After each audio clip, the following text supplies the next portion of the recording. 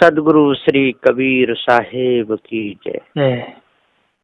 विश्व वंदनीय संत सम्राट पंडित सदगुरु श्री कबीर साहब जी, मेरे हृदय मंदिर के आराध्य परम पूज्य गुरुदेव जी, पूजा के योग सभी संत समाज, मैं चरण कमलों में सिर झुका के 3 बार बंदी करता हूँ। बोलिए श्री सदगुरुदेव की जय। सदगुरु श्री कबीर साहब जी इस धरातल पर एक ऐसे महापुरुष हुए, उन्होंने सत्य न्याय निर्णय का उपदेश दिया। साहब ने कोई कसर नहीं छोड़ी, जो भी शब्द का साहब ने एकदम न्याय और निर्णय के शब्द कहे। साहब ने कहा है कि मनुष्य अपने आप को भूल गया है। क्यों भूल गया है? जड़ाध्यास में फंस के, और इन माया विगुरबा लोगों ने माया में अटका दिया, और इधर स्त्री कुटुंब परिवार। तो सदगुरुदेव जी कहते हैं कि अपने आप को जानो, और जब तक आप लोग अपने आप को नहीं जानोगे तब तक धोखे में पूरा जीवन ही चला जाएगा। इसलिए साहब ने कहा है कि जीव ज्ञान तस नित्य स्वाभाविक, और नहीं जड़ जाने बुद्धि इंद्रियादिक। जीव ज्ञान, जो जीव का चेतन जीव का जो ज्ञान है वो नित्य स्वाभाविक है, और जो जड़ पदार्थ हैं वो तो इसको जान ही नहीं सकते, और जानेगा इनके गुणों को, जड़ पदार्थों के, तो ये चेतन जीव ही जानेगा, और तो कोई नहीं जान सकता है। जीव ज्ञान तस नित्य स्वभाव, नहीं जड़ जाने बुद्धि इंद्रियादिक। और ये बुद्धि भी नहीं जान सकती चेतन जीव को, चित्त मन बुद्धि अहंकार ये कोई नहीं जान सकता। और इंद्रियां तो जान ही नहीं सकती, क्योंकि जड़ है, इंद्री सारी जड़ है। और जो चेतन जीव है ये अजर अमर अखंड नित्य स्वयं स्वरूप अविनाशी है, इसलिए सबको जानता है। तो सदगुरुदेव जी कहते हैं इस भेद को दर्शाते हुए, बाहिर प्रत्यक्ष ज्ञान इंद्र न का, अंतर ज्ञान होए बोध आदि का। ये क्रम नंबर 33 है। तो सदगुरुदेव जी समझाते हुए कह रहे हैं कि जब तक आप लोग अपने आप को नहीं जानोगे, जब तक भ्रम में डूबे रहोगे, तब तक भूले ही रहोगे। तो बहिर प्रत्यक्ष ज्ञान इंद्र ने कहा, चेतन जीवों के सत्ता संबंध से मनुष्यों को 5 ज्ञान इंद्रियों द्वारा शब्दाद 5 विषयों का जो ज्ञान होता है वो है, और 5 कर्म इंद्रियों का ज्ञान होता है, जो उनके द्वारा बोलने, लेने, देने, चलने फिरने, मलमूत्राद करने का ज्ञान। अनेक देश, अनेक मनुष्य, पशु आदि प्राणी, अनेक पदार्थ, रत्नाद जड़ी बूटी यावत चीजों को जानने पहचानने का व परोक्ष परीक्षा करने का, अनेक पदार्थ भिन्न भिन्न प्रकार से बनाने का इत्यादि जगत का ज्ञान युक्त 10 इंद्रियों के द्वारा जो होता है वह बहिर प्रत्यक्ष ज्ञान कहलाता है। उसी प्रकार चित्त से चिंतन करना, अहंकार से अहम भाव दृढ़ कर लेना, और मन से मनन व संकल्प विकल्प करते रहना, और बुद्धि से निश्चय कर लेना। देह में दुख सुख का अनुभव करना, भूख प्यास हर्ष शोक लोभ काम क्रोध बुद्धि आदिकों के व्यापार व कार्य देह के भीतर ही भीतर से जो उत्पन्न होकर परिपुष्ट होते हैं उसे अंतर प्रत्यक्ष ज्ञान कहा जाता है। ये दोनों प्रकार के जो ज्ञान हैं चेतन जीवों के स्वरूप ज्ञान के ही प्रकाश रूप देह संबंध में देखने में आते हैं। ऐसे ज्ञान प्रकाशक अनंत जीव स्वयं चेतन नित्य ज्ञान स्वरूप है। इनके ऊपर कोई ईश ब्रह्म परमात्मा नहीं है। इसलिए अपने आप को जानना चाहिए और धोखे को त्याग देना चाहिए, क्योंकि धोखे को त्यागने से अपना ही लाभ है, इसमें दूसरे का क्या होगा। नर जीव तिन को सत्ता देवें, विषय दुख सुख जाने सब लेवें।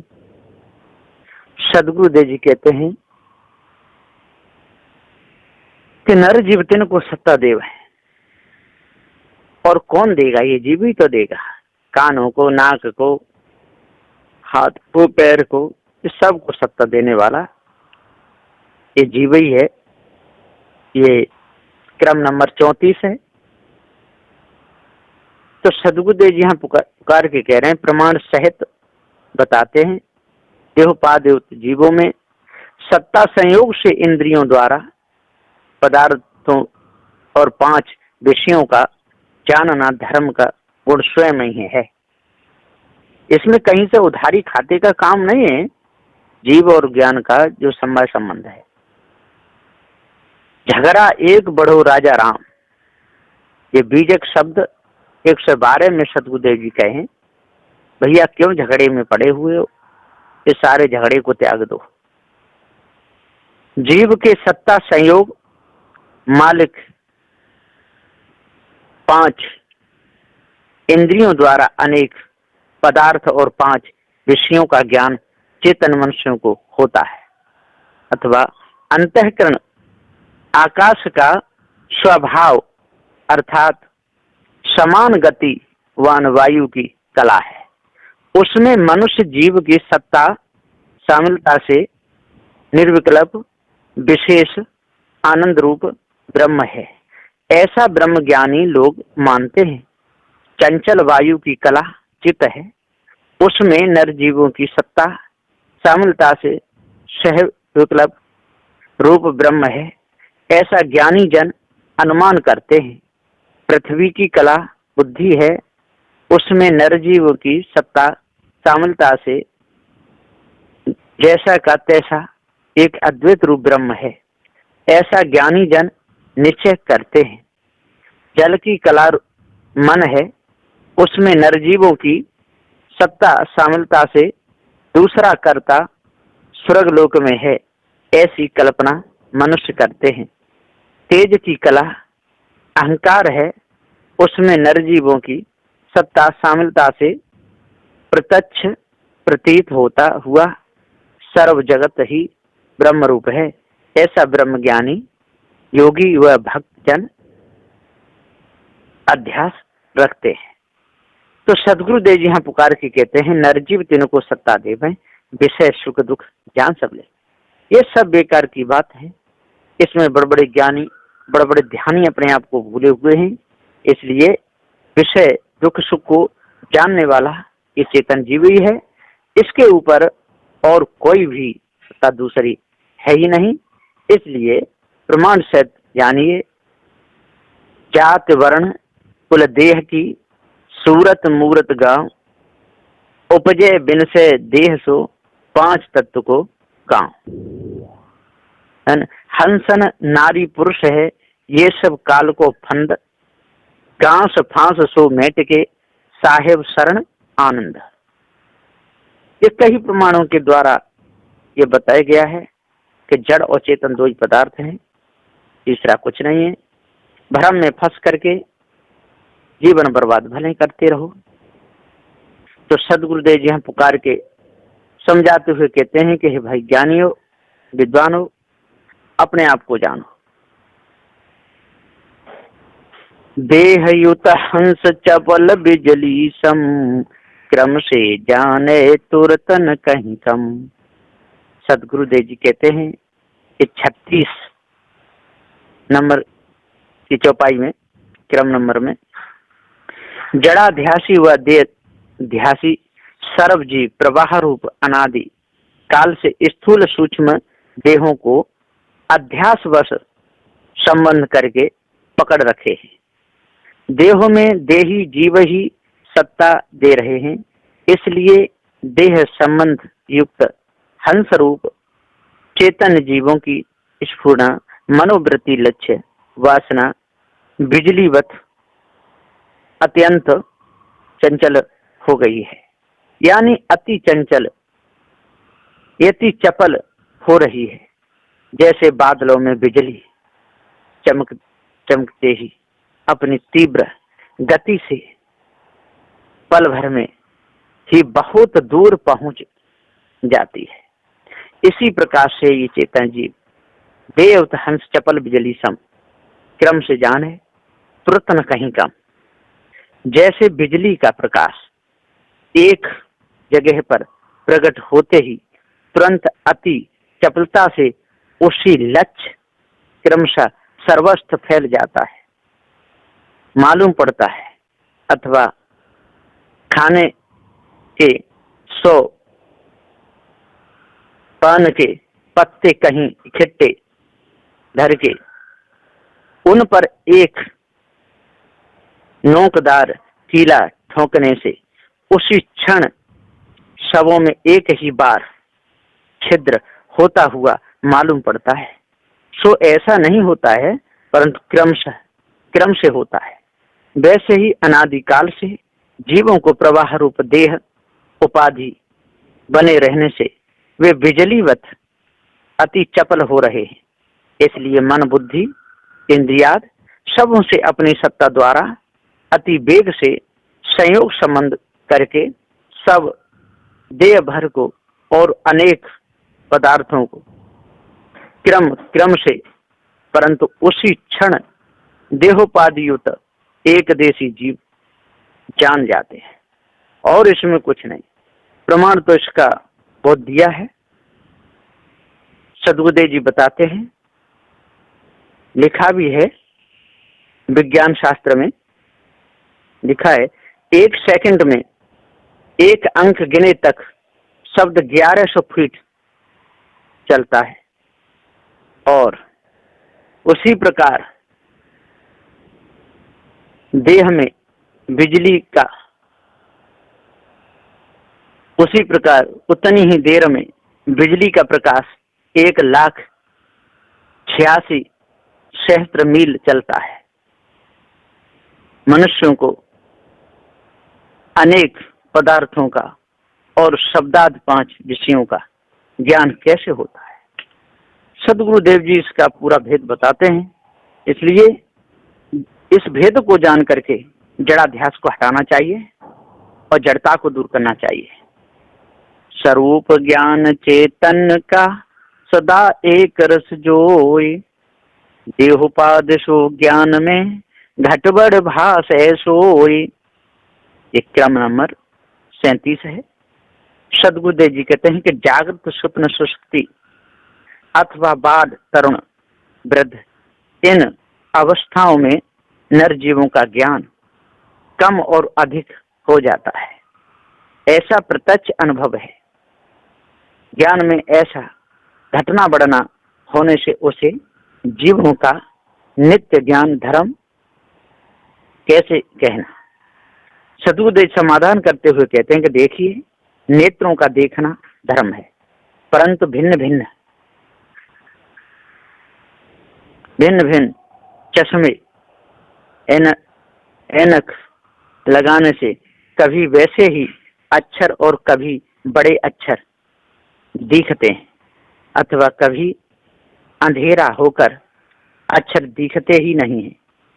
इस पर सूक्ष्म दृष्टि से यथार्थ विचार किया जाए तो चश्मों के उपाधि भेद से ही भिन्न भिन्न प्रकार से अक्षरों का देख पढ़ना ज्ञात होगा। कुछ नेत्रों के देखने का धर्म घटता बढ़ता नहीं है, वैसे ही जीवों का जानने का धर्म भी नित्य ही है।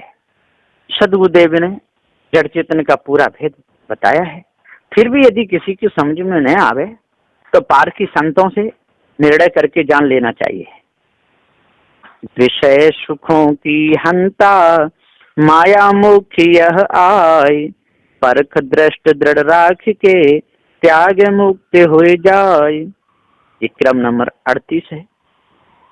सद्गुरुदेव जी यहाँ पुकार के समझाते हुए कह रहे हैं कि इंद्रियों के संस्कार दोषों को अविद्या कहते हैं। जड़ आसक्त अज्ञान सो नासी, निर्णय सार नंबर 215। सदगुरु श्री पूरन साहेब कहते हैं कि नाशमान विषयानंद अहंकार कल्पना नाना भास जड़ देहों के विकार इत्यादि जीवों की जड़ा शक्ति यही अज्ञान है। इन दो प्रकार से मुख्य जड़ देह ही माया है और जड़ पदार्थों में मनुष्यों की आसक्ति यही अज्ञान है। अहंकार स्वभावयुक्त अनादिकाल से सर्व जीव अनेक व्यवहार करते ही चले आ रहे हैं। पुण्य पापों के कर्मानुसार पशु आदि योनियां कम अधिक भोग के जीव ऐसा दुर्लभ स्वरूप ज्ञान प्राप्त होने का स्थान नर जन्म धारण करते हैं और जड़ाध्यास में भूल करके अपने आप को भूल जाते हैं। तो विषय सुखों की हंता माया मुख यही आहे, परख दृष्टि दृढ़ राख के त्याग मुक्त हो जाए। और जो परख दृष्टि रखता है वो त्याग करके मुक्त हो जाता है, अलग हो जाता है, सभी प्रकार का जड़ाध्यास उसका मिट जाता है। चौपाई भाग 4 है, चौपाई 9, दोहा 2 है। सदगुरुदेव जी यहाँ पर कह रहे हैं कि पोल शून्य आकाश को जानो, स्थूलाकार छित जल पहचानो। साहब जी कहते भैया इस चौथे भाग में 5 तत्वों के आकार, मिलाप, अनादि, प्रवाह रूप, कारणकार और आकाश का भेद निर्णय करके दर्शाते हैं। अब यहाँ से जड़ 5 तत्वों के आकाराद 6 भेदों का क्रमशः वर्णन करके बतलाएंगे, उसे भी ध्यान पूर्वक पढ़िए या सुनिए। आकाश का आकार शून्य पोल रूप में निराकार है, ऐसा जानना चाहिए।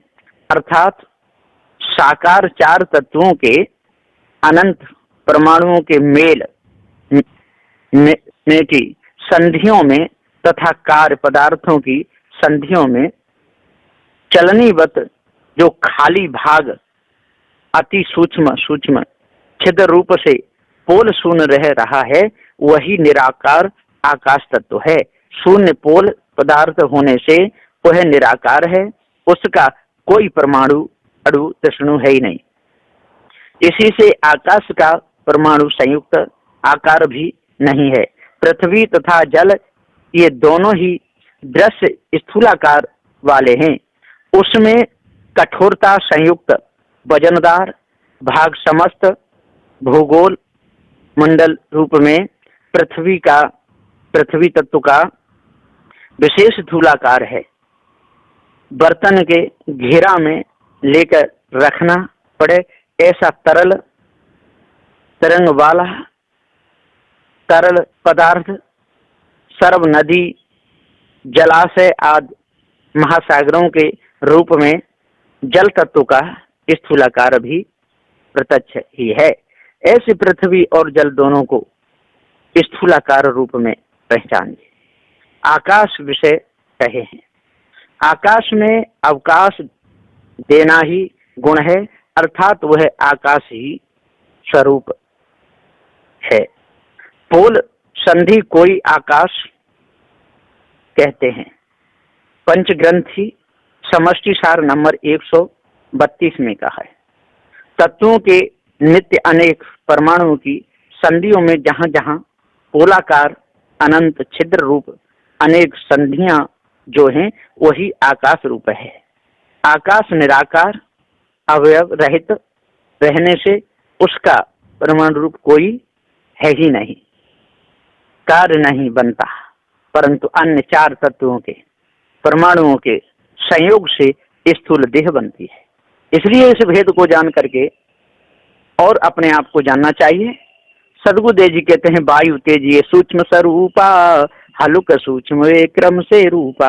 और वायु है, तेज है, ये सूक्ष्म स्वरूप है, जो क्रम से हल्के हैं, हल्क सूक्ष्म क्रम से रूपा। अन्य सबसे भारी पृथ्वी है, उससे हल्का जल है, उससे हल्की अग्नि है और अति सूक्ष्म हल्की वायु है। इस भेद को जानना चाहिए। और सबका जनैया ये चेतन जीव है। इतने पर भी, इतने बताने पर भी यदि किसी को पारक ज्ञान न हो, ये 40 क्रम नंबर 40 है, इतने पर भी यदि किसी को ज्ञान न हो और भ्रम भूल में यदि कोई भूला रहे तो सदगुरु का कोई दोष नहीं है ना भाइयों।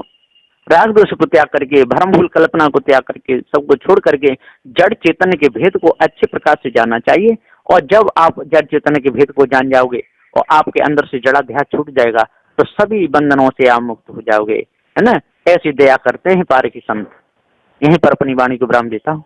बोलिए श्री सदगुरुदेव की जय। जय।